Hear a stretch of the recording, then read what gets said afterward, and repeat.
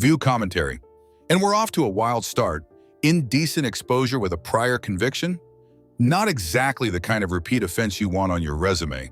And trust me, judges remember patterns, especially embarrassing ones. Good morning, Mr. Paez-Gonzalez. Mr. Paez-Gonzalez, you're charged with an indecent exposure with a previous conviction. You're facing up to a year in jail and/or a $4,000 fine. You're going to do probable cause. You have the right to remain silent. Anything you say can or will be used against you. You have the right to have an attorney present. If you cannot afford one, one will be appointed to you. Okay. Officers were dispatched to an apartment complex in Harris County, Texas. The complaining witness stated that he observed the defendant naked in the apartment pool and asked him to leave. The complaining witness stated he later observed the defendant naked while sitting on a patio bench while masturbating. When officers arrived on scene, the defendant continued masturbating while in the officer's presence. The defendant naked in the apartment pool and asked him to leave. The complaining witness stated he later observed the defendant naked while sitting on a patio bench while masturbating. When officers arrived on scene, the defendant continued masturbating while in the officer's presence.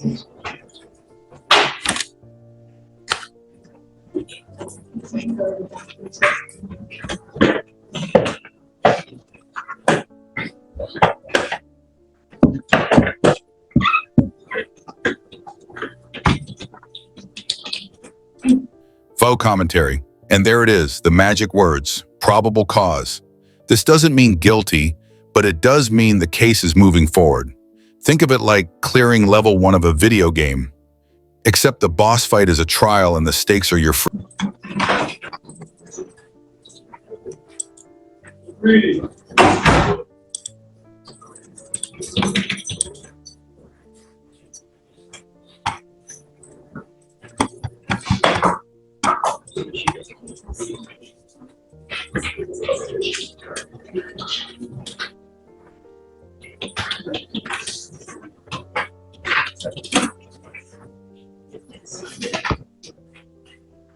I'm going to find that there's probable cause to go forward with the case, Mr. Paez-Gonzalez. If I test you for drugs and alcohol, what are you going to test positive for? I'm sending you now for a drug and alcohol test. I want to know what, if anything, you're going to test positive for. You're to come right back. If you fail to come back, I'm going to revoke your bond, and I'm going to make it high. Do you understand?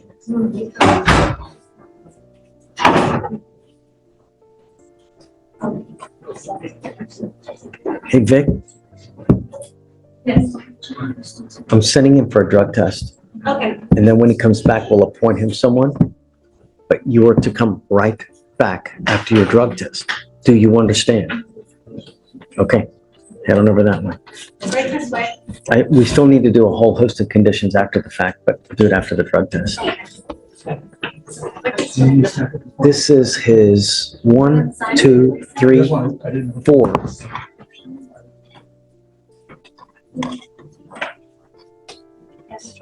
Fourth. I would be remiss to think that. Come on out. Yes, of course. Hi. Hi. Hi, how are you? I'm well, thanks for asking. Thanks Judge. for coming. I just wanted to take my son to work day and introduce him to. How are you? How old are you? Great. Have you ever been to court before? What do you think? It's a lot of fun. You know why? Because we work hard, but at the same time, we eat a bunch of candy. Do you like candy? You want some?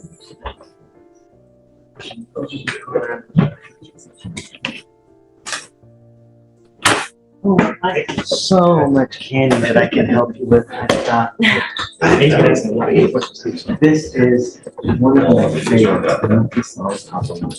So I have that too. How about this? Do you like Sour Patch Kids? That's a hype too. This is the best part of the job. You work hard, you study hard, you can do whatever you want to make it you can. That's what it's about. You came all day and have fun.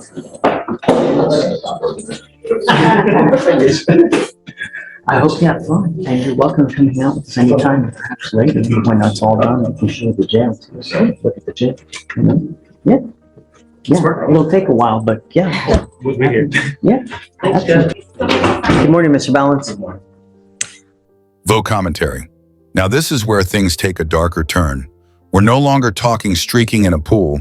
This guy allegedly phoned in fake threats about killing a cop. That's not just disturbing, it's federal level serious. You don't play with law enforcement like that. So your lawyers are bringing you, or your lawyer is bringing you out here because she's asking me to set you a bond. I don't know. I don't know anything about you. My main concern are two. Number one, are you a danger to our public? Number two, if you are not a danger, are you going to go back?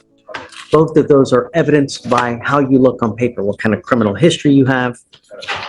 When is the last time you've gotten in trouble? If so, we'll go into that now and determine all these questions. At this time, the state's asking for no bond. It doesn't have any criminal history, but we are concerned about the facts surrounding this charge. Okay. He wanted out of Polk County, Florida, and I do have the probable cause on this one. Ish. On or about October 7th, 2024, the defendant made two separate calls to the Polk County Sheriff's Office. In their first call, defendant alleged that he had dispatched or killed a police officer, and he asked to take the officer's vehicle to return it to the sheriff's office. After refusing to provide more info to the call taker, defendant then stated he would dump the car in a canal. During his second call to the sheriff's office, defendant questioned how often the sheriff's office calls to check on their officers, and how long it would take for them to know that one guy had not called in and was in a problem. The defendant stated that his line of questions was for him. Sheriff's office conducted a countrywide well-being check on deputies and officers and found none to be harmed. Under these exigent circumstances, the defendant was then traced back by ID and phone carrier as well as caller ID. The FBI had previously ID'd defendant in January of 2024 as having made several threats about killing law enforcement officers on a YouTube video, which I have those statements if you want to hear them. But the defendant had also made several calls to other jurisdictions, including Kentucky and Tampa, that he had drowned or killed a deputy. So we are concerned about the danger. So he's made similar calls in other states as well? Was he living in the states? Just Notice how the room goes quiet here? Everyone's doing the math. If the FBI has already flagged him, plus multiple states are reporting calls, this isn't an isolated prank. It's a pattern, and patterns terrify judges. Was he living in those states? Just calls from Florida? He called Kentucky. He also called Tampa. The YouTube comments he left in January 2024 did ask suggestions of what state to shoot a cop in. We're concerned about the facts around it. When did this happen? So is it a 2B? Was he charged and then fled? So the offense happened earlier this month on October 7th. It was issued. Wow, that's 4 days ago. Issued October 8th. Was he here? Was he over there? It just randomly called a different county in Florida? Just The address they have for him is in Florida. say it again? The address that they have for him is in Delray Beach, Florida.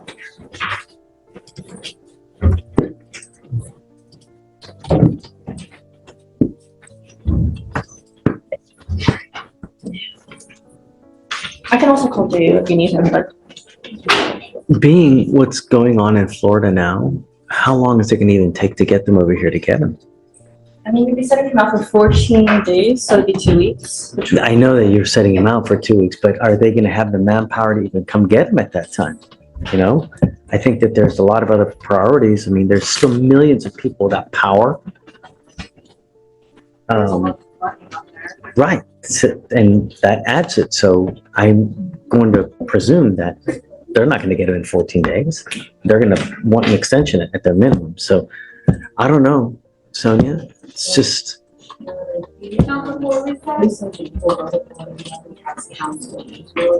Bond has been set on one of the two charges. The charge they're not gonna set a bond until he actually makes the first appearance. What was the bond set at, do you know? 5,000 on one case, and the other case is 0 bond. Yeah, no bond until he has his first appearance on the, Are they're both felonies, I would presume? yes, a felony 2 and a felony 3. Jay says the sheriff's office is open and should let us know within a day or two if they can. What do you do with yourself these days, Mr. Roy? I work for a company that hosts events. I'm a facilitator trainer. I train automotive salespeople on new products for different companies. I travel, they travel me. We set up a big event, like for Toyota, for instance. They bring out all the regional salespeople, and then we make presentations presenting the new products, have them drive the cars. May I add something or Sure. I did live in Florida. I know I had a bad night with all this stuff. I got divorced about a year ago before I moved up here. This was Don't talk about the cases. okay. I understand. They informed me, but I'm not a danger. I don't have a record. I don't have any ill will, or whatever happened was a one-off. I understand. I did acquire counsel so that I can resolve this issue. I have no intention of harming. I've asked for extensions for work and everything so that I can go down and take care of this. I will get myself down, even if it means waiting a little bit or dealing with the problems with the hurricane. I can. Do you have any weapons? No, nothing. One bedroom apartment. Yeah. Is there any way to search if someone has a weapon, a registered weapon, somehow through a database? You know, when you buy a weapon, I know it goes to the ATF, but there is not. is there a way? There's an ATF report you can draft it, but it takes a while to get back to it. It's not like an instant thing like ALC, ICTC. You know, I want to make sure that he doesn't have any weapons. He also has conditions requested by law enforcement officers not to have, but. I know that, but I want to know, does he have any weapons at his disposal? If we let him out, he's going to go harm someone. I mean, it scares me. How long do you think we can know whether he has any registered weapons or not? Sometimes it takes weeks, Judge. It depends on the investigator, who they know at ATF that can draft a report. It's really, there's no time frame. Dave says that he can look up the firearm if you give him a second. He also said it's not a one-off and that FBI had him in January 2024. Say it again? He also says that it's not a one-off since the FBI had him in January of 2024 earlier for the YouTube comments. And Polk County had the call just earlier this month.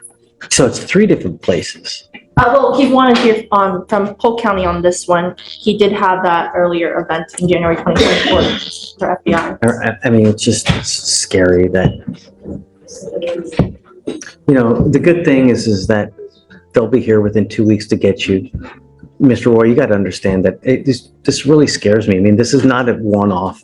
You're making YouTube comments now. You're making actual phone calls that allegedly that you're, you know, killed an officer. If I made a comment on a YouTube, it was something. I understand something I saw that made me angry, possibly, but not having to do. I understand. Don't.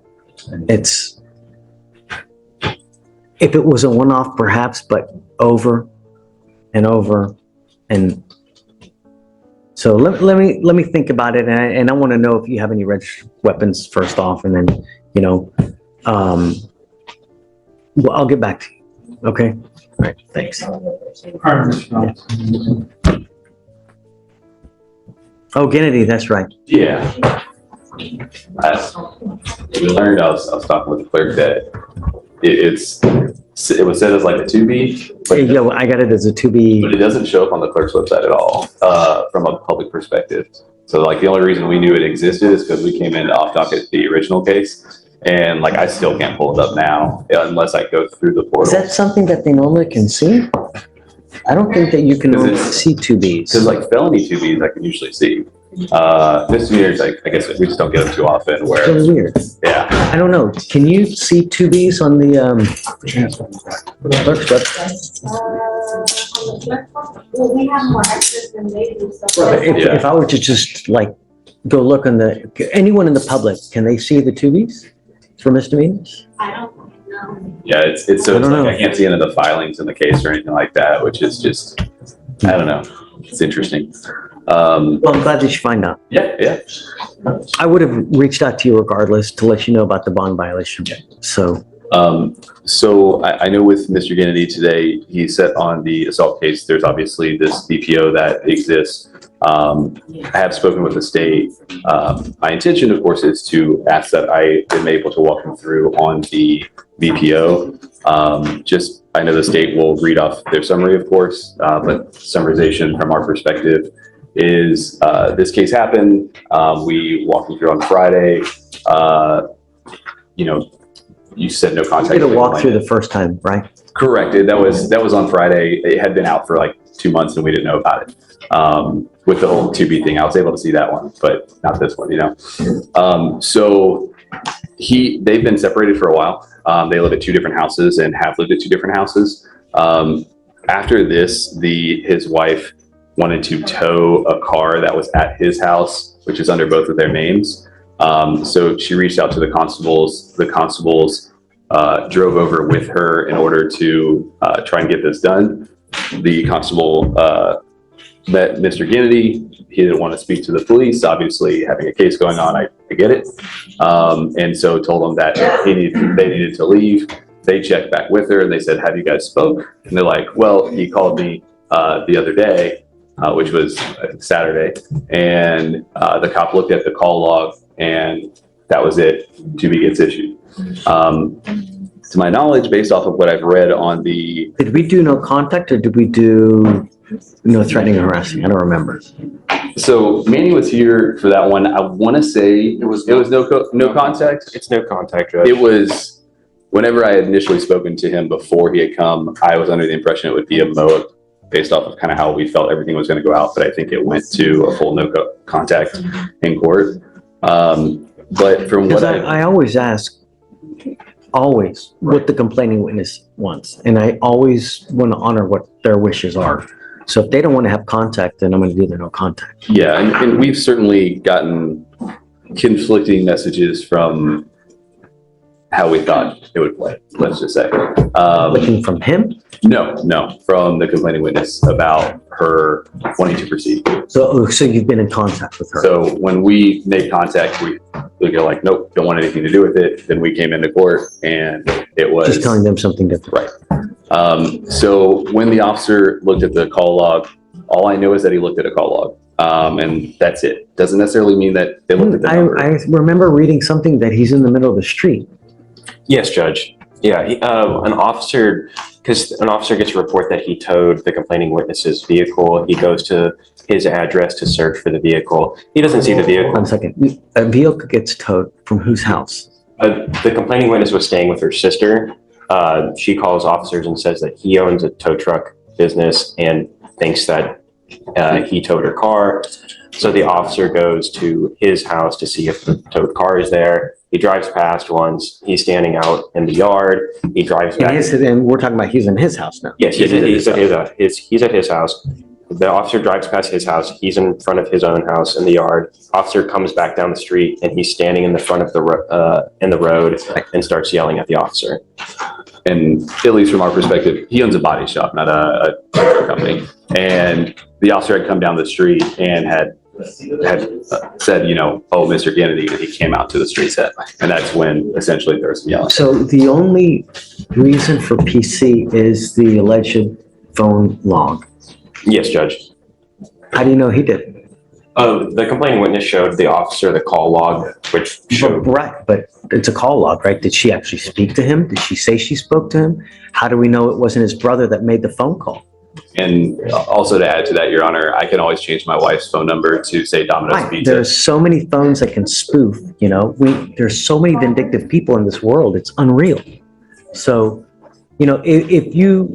if she tells the officer, yeah, he called me, I spoke to him, and it was in violation of the no contact order, then yeah, there's probable cause. But if we have just a phone call and we don't know, just a log and nothing else, Allow me to read directly from the DIMS, Your Honor. Sure, of course. The complainant advised that the defendant had called her at approximately 1:30 hours to Faux commentary. Great point by the judge. Probable cause isn't conviction. It's just enough evidence to move forward. Think of it as the court saying, this story is sketchy enough to deserve a deeper look. But for now, the bond conditions are going to get a lot stricter. ask her to call the district attorney's office to drop the assault charges. He also called to tell her that he did not Okay, do that's anything what, for her. okay, now that's clicking in. So he calls her saying, hey, man, drop these charges. Yes, Judge. What was the date of that? The date was,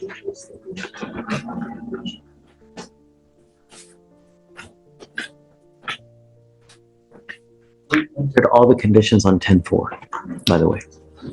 I don't see another date alleged besides the October 5th date, Judge. So she, This is the phone call with the law, right? yes, Judge. And then she showed the officer the log as corroborating evidence. See, Your Honor, strictly if I have an individual who is certainly mad that